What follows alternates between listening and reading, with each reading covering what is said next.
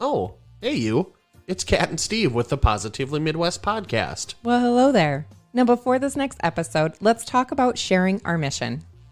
To help, we have hooked up with Anchor.fm to help us keep launching Positively Midwest to as many ears as possible. The more we expand our reach, the more lives we can help inspire. If you haven't heard of Anchor, it is the easiest way to make a podcast. Bonus, it's free. There are creation tools that allow you to record and edit your podcast right from your phone or computer. Well, Anchor will distribute your podcast for you so it can be heard on Apple Podcast, Spotify, Google, and many more. You can make money with no minimum listenership, which helps our cause. It's everything you need to make a podcast in just one place. So go now, download free Anchor app or go to anchorapp.fm to get started. Now, sit back and enjoy the next episode of the Positively Midwest podcast. Hey everybody, and welcome to another episode of Positively Midwest, everyone's favorite Positive Midwest podcast. I'm Steve Jurens, and across from me, as always, is my lovely wife, Catherine. Hi. I was wondering, am I supposed to be saying something now? Are these pauses meant for me? No, let's be real. So we're recording this on a Sunday night. It's 9:26 p.m. Central Standard, and it's episode 73. And we're going to base it off of something that you had posted over the weekend about staying grounded and being grounded. And there's, I think, different contexts of that when it comes to psychology. But it's been, I got myself a little sinus and throat infection last week, Wednesday. And that kicked my butt for a couple of days. And then we kicked butt this weekend. So I guess that's all to explain. My intro was maybe a little groggy at best. But we put it together. Right? I don't know why you make me giggle so much. And we're talking about grounding, but not like what used to happen to you in high school. Yeah. And so sorry if I do also sound a little bit nasally, because I do have a little bit of that. I'm still on day 4 of the antibodies, I believe. Wednesday, Thursday, Friday, Saturday, Antibiotics? Sunday, day 5. Yeah, I like to say antibodies. Thank you. Alrighty then. So this post inspired me because we are talking about all of the mental health awareness in May, and you posted about grounding. So come here, little microphone. So I found and I have a surprise for you at the end of the show. Oh man, I don't always love surprises. No, this is a good one. Be a good one. Yep. So I went to positivepsychology.com because I do enjoy that. 10 plus best grounding techniques and exercises to strengthen your mindfulness practice today. Now, also, as Catherine took a huge yawn, I look over and we left the window open. So we are in the Midwest in a small town. So you might hear a lawnmower, a four-wheeler, snowmobile. Kids. But it's like 60 out, so hopefully not a snowmobile. Children, dogs, and a very loud pickup. In a street sweeper. Yep. So if any of that happens, it's raw and organic. So in this post, we will be, are you still here? Did your thoughts drift? Are you thinking of something else? Or are your thoughts hopping from one idea to the next? If you answered yes to any of these questions, then this is the right post to be reading. In this post, we'll learn more about grounding. Or, in other terms, it's called earthing. Yeah. Well, there's different contexts, so that's one style, right? The magnetics and the electricity of the earth, right? For many good reasons, mindfulness has received significant attention. Maybe you, someone you know, or even a client began a journey to develop mindfulness. One of the most powerful arguments for practicing mindfulness is how easy it is to incorporate into your daily life. But despite the ease of starting and the benefits of mindfulness, it can be challenging. One of the primary difficulties is the act of staying focused during your mindfulness activities. This experience of sustained focus is known as grounding. In this post, we'll give you tips on how to do it. What is grounding and mindfulness? Within the field of mindfulness, grounding refers to the ability to return to the present moment with sustained attention. For example, while practicing mindfulness meditation, you focus only on your breathing while seated for approximately 10 to 30 minutes. I think this is where I struggle with meditation. I think I last 3. Yeah, well, maybe there's some things that you can pick up here, right? Right? Maybe? Yeah. Always. Okay. We can always learn and continue to grow. Oh my gosh, yeah. Okay, so common difficulties when practicing mindfulness. If you have ever tried a meditation session, then you have probably experienced one or many of these common experiences. A wandering mind, boredom, or what's known as the monkey mind. In all of these experiences, your thoughts are no longer directed toward the task of mindfulness, but focused elsewhere instead. Yates, Immergut, and Graves, then in parentheses, this is 2017, page 89. So maybe that's a book. Provide the following comparison of the monkey mind and the wandering mind. Monkey mind describes an especially agitated state where attention jumps rapidly from one thing to the next, like an excited monkey. This is quite different from mind wandering, which happens at a slower pace. I'm definitely more of a monkey. You think so? Yeah, because I always say squirrel. And so I guess I'm just a monkey instead of a squirrel. I think I have a little bit of both, and it depends on what's going on around me in my life or whatever when I might be trying to do that, but I've fallen off a bit of the meditation wagon because I use my ailment as an excuse for that. So, even if you haven't experienced the monkey mind while meditating, you might have experienced something similar during periods of extreme stress or anxiety where you feel like your thoughts are racing and you can't concentrate. Similarly, I like doing that one. You like that? You're something else today. You might have experienced a wandering mind while performing other tasks, such as reading or driving. Keep the monkey mind grounded. Let's see if you can learn something, okay? Okay. Are you ready? Mm-hmm. Excuse me. One of the most useful tools in the practitioner's toolbox, grounding is effective at combating difficulties experienced while practicing mindfulness. You can use grounding techniques to stay in the moment and focus on the current situation while practicing your mindfulness activities. In some therapeutic fields, grounding techniques are so effective that they can be implemented in situations where people disassociate due to the extreme trauma or stress. Grounding techniques are beneficial for focused attention meditation practices where the mindful practitioner intentionally directs their attention toward an item of focus. Does that help? Or didn't I read it good for you to listen between your 3 yawns? I was Holy listening. smokes. I was just like, my brain was working at a slower pace than yours was. Sorry. I was taking it all in. Completely okay. It gave me a moment to have a drink of water. I apologize. 4 basic grounding techniques. Several grounding techniques can be used during mindfulness activities. The most basic techniques, which form the foundation of your mindfulness toolbox, include intentionally choosing an object to direct your attention toward, which can be a body scan, focusing on your breath, or becoming aware of external stimuli. I have done a couple of the body scans. I think those were kind of cool. You can do those in yoga, I believe, too. Mm-hmm. And then I like the focusing on your breath, too. And it's kind of like it plays in. With yoga, it's like, okay, you lay flat on your back. Now scan as you are extending your extremities. Is there a part of your body that is feeling tense or, that you're feeling pressure or discomfort in?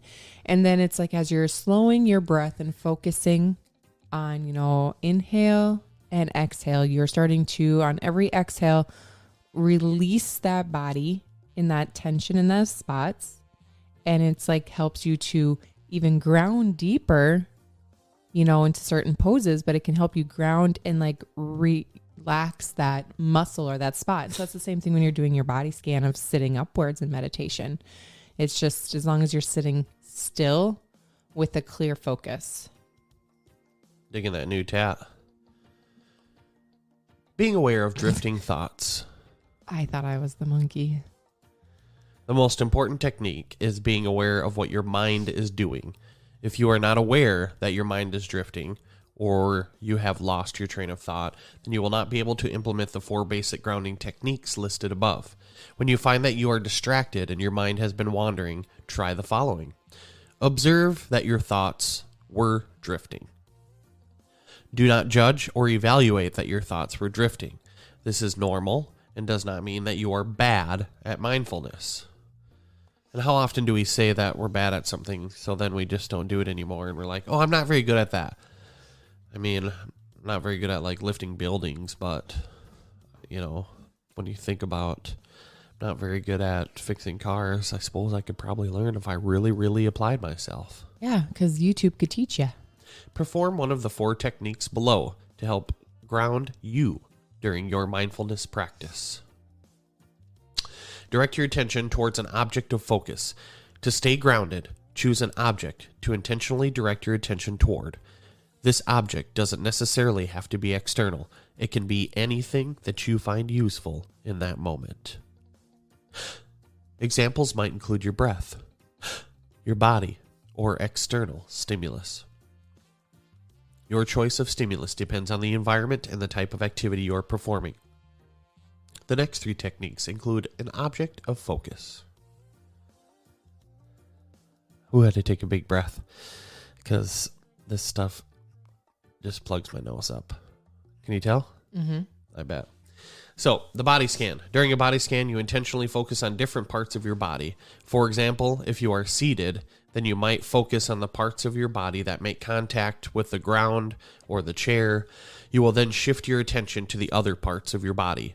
This can be done in a systematic way, such as scanning your body from your toes to head, or by following the sensations that you experience. And you've done that, you said? Mm-hmm. You have. Mm-hmm. What was your experience with that, Catherine? It's very relaxing. Yeah? That's it? I don't know what you're expecting of me right now, man. Oh, gosh. Well, like, yeah, did a body scan. It was really relaxing. Well, because it is. And like, a do lot you of the notice times, the sensations, like how your hips felt or how your muscles felt? Yeah. Or yeah, you do. And it's like a lot of the times when I've done it, it's like at the end of your yoga practice, and then as you're going into laying down before, namaste, it's like, okay, now that we've completed, now direct your focus, scan your body. Is there something else that's needing your attention right now? Is there an area? That's the one thing about when you're doing yoga, it's okay to not just follow exactly what the instructors are saying, is because you have to listen to your body.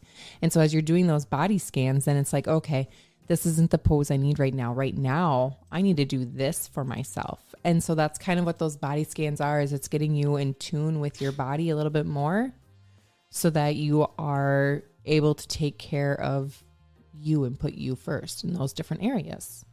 Beautiful. That was great. Okay. What a great answer. Thank you so much. You're welcome. How about focus on your breath? In this technique, you'll intentionally focus on your breathing. Your aim is to maintain your focus on controlled inhalation and exhalation and to count your breaths. This technique sounds easy, but it is surprisingly tricky. Begin by shifting your focus to your breath. Inhale for 3 seconds. Then exhale for 3 seconds. And that's like one thing when you're doing yoga poses is they say instead of counting out, okay, to 10 or something, actually count it by breaths, like how many deep breaths have you taken?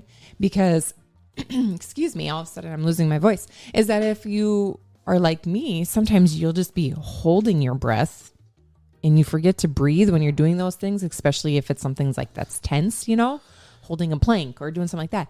And if you force yourself those breaths, it helps to release your muscles better, because otherwise holding your breath is going to be like more tense, and then it's like you're doing adverse reaction in a sense. You know what I'm saying? Yeah.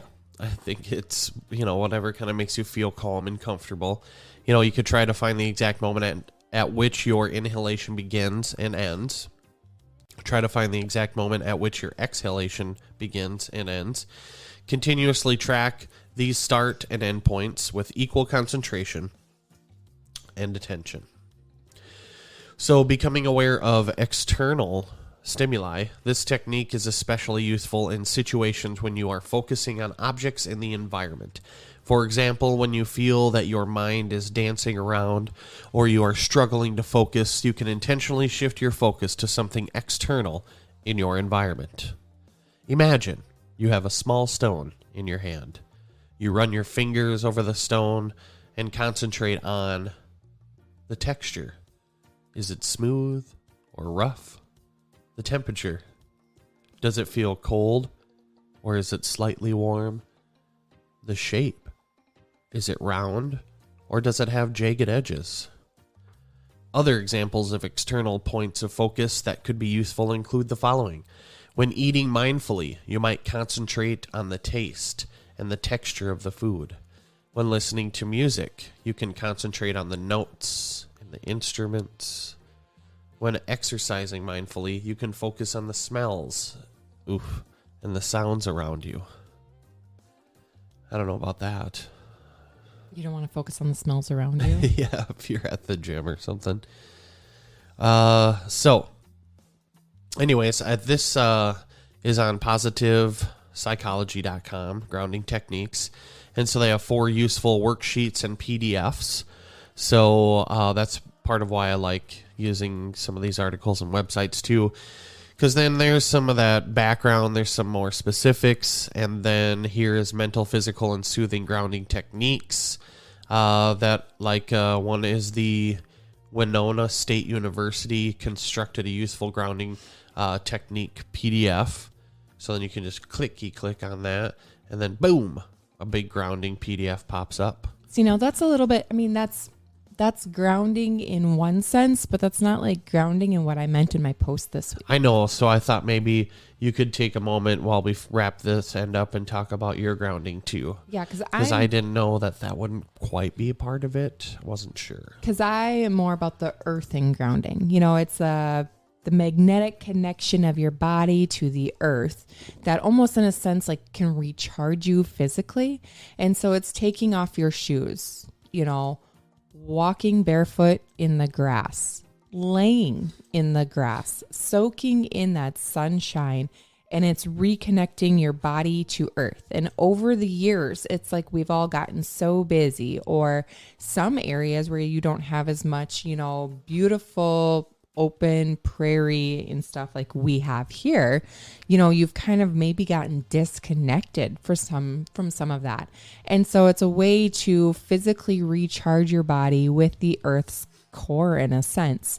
And it can do so many beneficial things. It can boost your mood, but like I said, it can help to reduce pain. It can reduce fatigue. It can reduce anxiety and depression. So it's kind of, that reconnection of your electrons, from the earth, giving you the electric charge, like to your soul in a sense, Yeah, and I found too, there was, as you continue to go down, there's some more grounding techniques too. They talk about mental grounding, like describe your environment in detail using all your senses, the object, sounds, textures, smells, shapes. There's physical grounding, so closer to what you're talking about. Touch various objects around you, a pen, keys, dig your heels into the floor, remind yourself that you are connected to the ground. Carry a grounding object in your pocket, a small object, stone, ring, coin, piece of cloth, beads. Stretch, extend your fingers or arms, clench and release your fists. Eat or drink something. But describe the flavors or notice the temperature, and then focus on your breathing. Yeah, and that's definitely making you, instead of like rushing through life, it's making you slow down and appreciate and recognize those different things. But like the earthing grounding too, like we talk about, it can help with your inflammation and things like that. And there was even this study that I had been looking at on this website, and it talks about thermal images that they did of patients with pain, like before and then after they did grounding, and like showing the actual difference within their body. And so there is some, science out there about this. If you're really into science stuff, you can go to sciencedirect.com. And this website kind of has an article about it in that sense. The one I shared on my post the other day was from healthline.com, and that's talking about the therapeutic techniques of actually like just physically planting your feet on the earth. That's maybe why I love being barefoot all the time. I hate shoes. I just want to be barefoot outside. Yeah, and they, as you continue to go down too, they do talk more about the top 3 grounding exercises. So exercise 1 is press your feet into the ground. One of the most straightforward grounding techniques to implement is pressing your heels into the ground and feeling your feet connect to the ground. Splay your toes and press down into the floor with equal pressure from your big toe to your baby toe, from the front of your foot to the back of your heel. Feel how your foot connects to the ground and how the ground exerts a constant pressure back toward your foot. This exercise can be easily implemented in a classroom, clinical practice, or at home or work. Exercise 2 is to concentrate on your breath. So that's an easy grounding exercise to concentrate on your breathing. Sit in a comfortable position, close your eyes, slowly inhale through your nose for 3 seconds. Try to inhale in an even controlled manner. Feel the air enter your nose and try to identify with your inhalation begins and when it ends. Next, exhale in a controlled manner for 3 seconds through your mouth. Feel your breath exit your lungs and escape through your lips. Try to identify when your exhalation begins and ends. Repeat that. The third one was reorientation. During this exercise, the aim is to reorient yourself in your environment.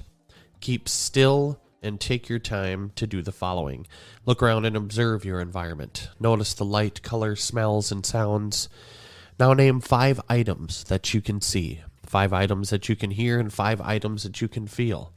Repeat the exercise by naming a further 4 items that you can see, 4 items that you can hear, and 4 items that you can feel. Continue to this exercise for an additional 3, 2, and then 1 item that you can see, hear, and feel in your environment. Although this exercise can be used in all the same scenarios as the previous ones, it may particularly be beneficial in a classroom setting. So they talk about some techniques for managing anxiety, 5 ways to manage panic attacks, techniques and exercises for children that could be beneficial, 2 grounding exercise scripts they give you. So if you want to do a meditation grounding script, you can read that. Grounding exercises for trauma and PTSD, mindfulness exercises. And then that is Oliver from Alicia Nor. It's Nortje. So I don't know. PhD though, University of Cape Town. But otherwise, just get outside. It doesn't have to be scripted. If you're not that kind of person and you don't want to listen to someone else talk, as you're here listening to us talk. Anyways, and just start to roam. Roam your yard. Watch out for landmines if you got a little pup, but otherwise roam your yard. Reconnect to nature. Boost your endorphins while you are out there recharging your body. Okay? Get direct. It'll boost your immunity. It's going to calm your mind. It's going to detox your body. Just allow your mind to go at peace as you dig those toes into the grass. Yeah. Yep. Just stand on that grass sometimes and look up at the sunshine and let that sun hit your body. Feel it. Feel the warmth as you take that big, huge breath. Hold it for 3 seconds. Think of something that you're grateful for, even if it's just that big-ass sun in front of you. Mm-hmm. Breathe out for 3 seconds. Wiggle your toes a little bit in the grass. And then slowly open your eyes. And raise your arms like you are a sunflower. And sway back and forth in the sunshine. You could sure do that too, guys. Yeah. Goose fraba. Oh, geez. We've been on an old movie kick, old for us, but I watched all 3 Rush Hours, and then we just watched a bit of anger management. And there is a lot of psychology in that, too, as far as how they wrap it up at the end, so it's interesting. But Adam Sandler's cool. Yeah, so how do you feel, milady? I feel recharged. Do you? Yeah. Good. Okay, well, then we can wrap this episode up. We can... what am I thinking? Ready to take on the week. Oh, yeah. Ready to take on the week, and I can show you my surprise. Oh, I forgot about the surprise already. Yeah. Oh, excuse me. Okay, go for it. Are you sure? Yeah. Are you real ready? Thanks, everybody. Thanks, everybody. Here we go. Thank you all from the bottom of our hearts for listening to the Positively Midwest podcast. Our hope is to inspire, engage each other's thoughts, and leave you with some great advice. Be sure to join our Facebook group and follow us on Instagram at Positively Midwest Podcast. Make sure you like, comment, share, and screenshot our podcast with all of your cool friends. Every little bit helps. We're on most all major platforms, and you can stream it on our website at positivelymidwest.com. Also, check out our merch in the online store. All proceeds go to help those in need find therapy or rehab. Please reach out to us at positivelymidwest@gmail.com if you'd like to look into therapy or rehab. Thank you, and as always, please always stay positive.